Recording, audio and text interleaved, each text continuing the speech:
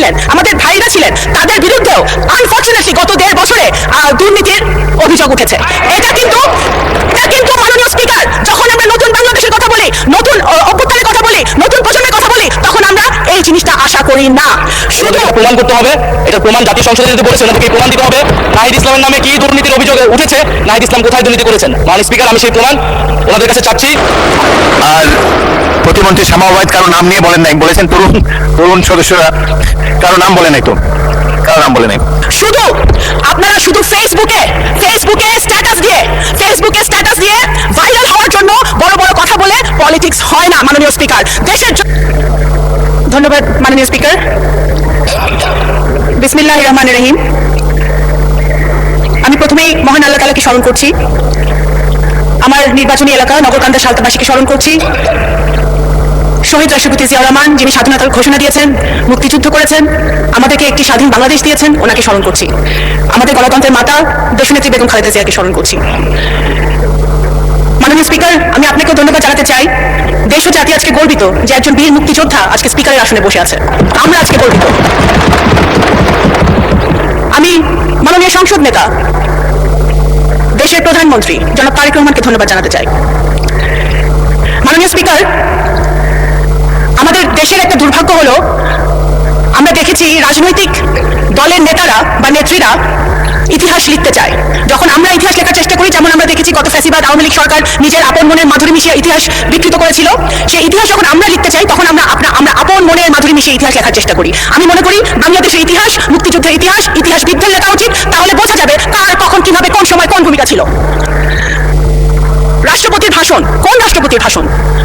রাষ্ট্রপতি সেই রাষ্ট্রপতি যে রাষ্ট্রপতি আমাদের জুলাই যোদ্ধারা যারা শহীদ হয়েছেন, যাদের রক্ত দিয়েছেন 17 বছর ধরে, যে সকল বিএনপির নেতাকর্মীরা প্রাণ দিয়েছে, গুম হয়েছে, খুন হয়েছে, তাদের রক্তের বিনিময়ে আমরা যে 5ই আগস্ট পেয়েছিলাম, তারপরে যে ইন্টারিম সরকার এসেছিল ডক্টর ইউনূসের নেতৃত্বে, সেই সরকার যেই রাষ্ট্রপতির শপথ পড়িয়েছিলেন, সেই রাষ্ট্রপতির ভাষণ, এবং সেই সরকারে আমাদের যারা এখানে সামনে বসে আছে আমার ছোট ভাইরা, তারাও ওই সরকারের সদস্য ছিলেন। যদি রাষ্ট্রপতি অবৈধ হয়, যদি রাষ্ট্রপতির ভাষণ অবৈধ হয়, তাহলে তৎকালীন সরকারও কিন্তু অবৈধ হয় নাকি সেটা ভেবে দেখতে হবে।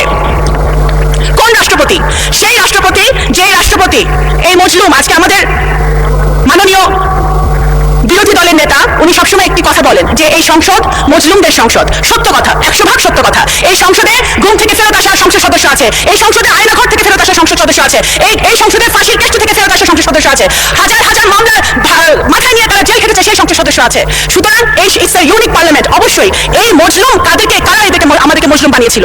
গত ফ্যাসিবাদী সরকার যারা আমাদেরকে মজলুম বানিয়েছিল, সেই মজলুমের পার্লামেন্টে মজলুম দ্বারা নির্বাচিত রাষ্ট্রপতি এসে যখন ফ্যাসিবাদের বিরুদ্ধে কথা বলে, গুম খুনের বিরুদ্ধে কথা বলে, গণতন্ত্রের পক্ষে কথা বলে, শহীদ জিয়ার পক্ষে কথা বলে, বেগম খালেদা জিয়ার গুণগান গায়, বিএনপির গুণগান গায়, সেটা অবশ্যই আমাদের দলের সার্থকতা। মাননীয় স্পিকার,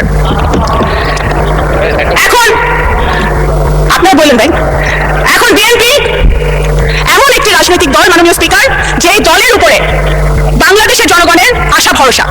সুতরাং বিএনপিকে ক্রিটিসাইজ হবে সেটা আমরা জানি। বিএনপি এমন একটি দল যেই দলের নেতাকর্মীরা সেই দলের নেত্রীর মতো আপোষহীন হয়ে একদিনের জন্য আইডেন্টিটি গোপন করে রাজনীতি করে নাই। এই দলের নেতাকর্মীরা ধানের শীষের ব্যাজ লাগিয়ে শহীদ জিয়া, তারেক রহমান, খালেদা জিয়ার টি-শার্ট পরে তারা গুলি খেয়েছে, টিয়ার গ্যাস খেয়েছে, জেলে গিয়েছে। তারা পথ গোপন করে অন্য দলে থেকে রাজনীতি করার চেষ্টা করে নাই। মাননীয় স্পিকার, আমাদের বিএনপি সেই দল, শহীদ রাষ্ট্রপতি জিয়াউর রহমানের দল, যিনি দেশের ডেভেলপমেন্টের জন্য কখনো আন্তর্জাতিক জাতীয় কারোর সাথে আপোষ করেন নাই। বেগম খালেদা জিয়ার দল, যিনি দেশের গণতন্ত্রের জন্য, স্বাধীনতা, সার্বভৌমত্বের জন্য কারোর সাথে আপোষ করে নাই। এই দলের হাজার হাজার নেতাকর্মী জান দিয়েছে, প্রাণ দিয়েছে, ভবিষ্যতে জান দিবে, প্রাণ দিবে। জুলাই সনদ, অনেক কথা হয়েছে জুলাই সনদ নিয়ে মাননীয় স্পিকার।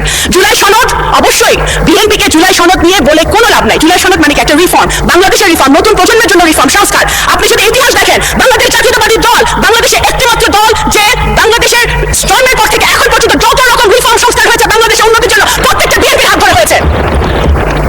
খাল খনন, গার্মেন্ট শিল্প, পার্লামেন্টারি ডেমোক্রেসি, তত্ত্বাবধায়ক সরকার থেকে শুরু করে নারী শিক্ষা, সবকিছু পিছনে ছিল বিএনপির হাত, দেশনেত্রী বেগম খালেদা জিয়া এবং শহীদ জিয়ার হাত। এবং এখন যেটা হচ্ছে reform, family card, farmers card, আমাদের নতুন প্রজন্মের জন্য কাজ, এই সব কিছুই হচ্ছে জনাব তারেক রহমান বিএনপির হাত দিয়ে, যেটা আপনারাও সুফল পাবেন ইনশাআল্লাহ প্রিয় দলীয় নেতৃবৃন্দ। সুতরাং বিএনপিকে জুলাই সনদ বাস্তবায়ন হবে না সেটা বলে লাভ নাই। বিএনপির হাত দিয়ে জুলাই সনদ বাস্তবায়ন হবে ইনশাআল্লাহ। এবং মাননীয় স্পিকার, শুধু এই যে সকল অন্যায়, অত্যাচার, অবিচার বাংলাদেশের মাটিতে হয়েছে, জুলাই অভ্যুত্থানে যারা শহীদ হয়েছে, আমাদের যারা গুম হয়েছে, হয়েছে, যারা খুন হয়েছে, তাদের বিচারও বিএনপির হাত দিয়ে হবে ইনশাল্লাহ বাংলাদেশের মাটিতে। মাননীয় স্পিকার, আমরা খুশি, আমি ব্যক্তিগতভাবে আমি একজন রাজনৈতিক কর্মী হিসেবে খুশি হয়েছিলাম যখন আমাদের দেশের ছেলেমেয়েরা মাঠে নেমেছিল কোটার আন্দোলনে একটা ইস্যুকে কেন্দ্র করে দেশকে ভালোবেসে। আমরা সেটা খুশি হয়েছিলাম, কারণ আমরা সবসময় বলে আসছিলাম যে এই দেশের নতুন প্রজন্ম রাজনীতি পছন্দ করে না, দেশকে ভালোবাসে না। সেটা জুলাই অভ্যুত্থান মিথ্যা প্রমাণ করেছে। কিন্তু আমরা এটাও দেখেছি জুলাই অভ্যুত্থানের পরে 5ই আগস্টের পরে যে সরকার গঠিত হয়েছে, সেই সরকারের আগে যারা নবীনরা ছিলেন, আমাদের ভাইরা ছিলেন, তাদের বিরুদ্ধেও আনফরচুনেটলি গত 1.5 বছরে দুর্নীতির অভিযোগ উঠেছে।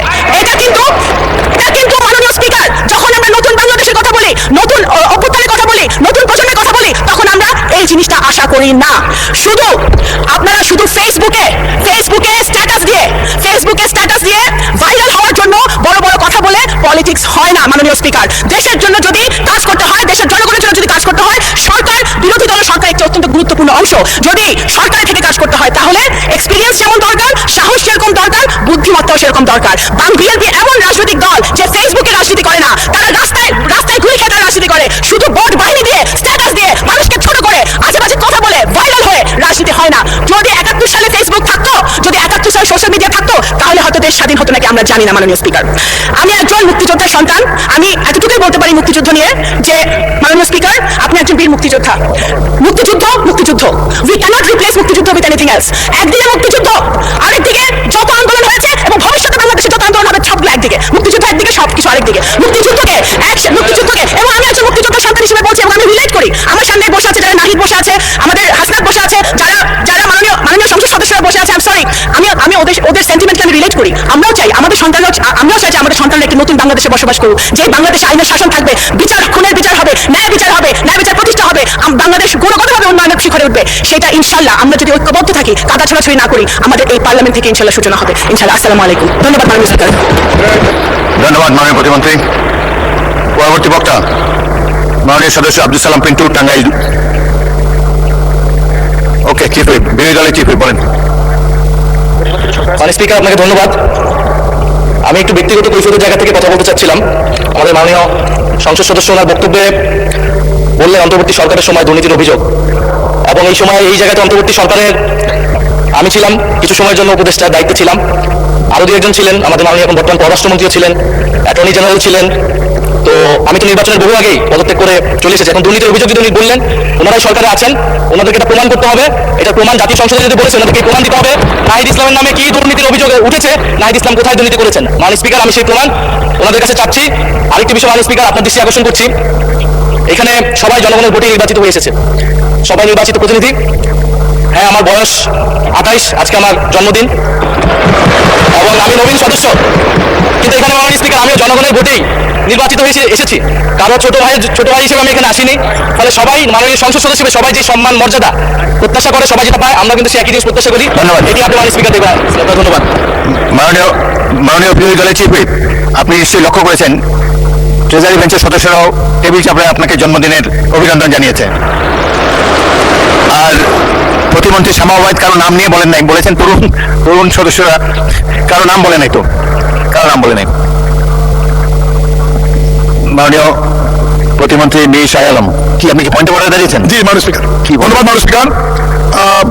মাননীয় সংসদ নেতা মাননীয় প্রধানমন্ত্রী জনাব তারেক রহমান সহ বিএনপির সকল সিনিয়র নেতৃবৃন্দ এবং মন্ত্রী পরিষদের সদস্যবৃন্দ এবং বিএনপির সকল সদস্যদের পক্ষ থেকে বিরোধী দলের চিফ হুইপ জনাব নাহিদ ইসলামের জন্মদিন উপলক্ষে আমরা আন্তরিক অভিনন্দন, শুভেচ্ছা, ওনার সুস্বাস্থ্য এবং দীর্ঘায়ু কামনা করছি। ধন্যবাদ মাননীয় স্পিকার। ধন্যবাদ। মাননীয় পরবর্তী বক্তা জনাব আব্দুল সালাম পিন্টু, মাননীয় সদস্য, টাঙ্গাইল 2। বিসমিল্লাহির রহমানির রহিম। মাননীয় স্পিকার, আপনার সময় 10 মিনিট।